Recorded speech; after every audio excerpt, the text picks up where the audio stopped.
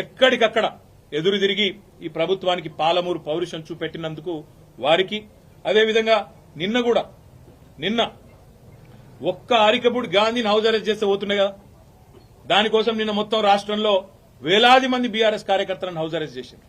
కానీ గాంధీకేమో ముంగట పోలీస్ ఎస్కాట్లు, మంచిగా బ్రహ్మాండంగా ఏసీపీలు, డీసీపీలు దగ్గరే ఉండి గూండాలను తీసుకొచ్చి ఇక్కడ దాడి చేపించారు. అక్కడ మాత్రం మొత్తం రాష్ట్రంలో వేలాది మంది మా కార్యకర్తల నాయకులను హౌస్ అరెస్ట్ చేయడం జరిగింది. ఇది ఏ రకంగా మంచిదో రాష్ట్ర ప్రజలు కూడా ఆలోచించాలని చెప్పి కోరుతూ, ఈ హింసాయుతమైన పద్ధతులు 10 ఏళ్లలో తెలంగాణలో ఎన్నడూ చూడలే.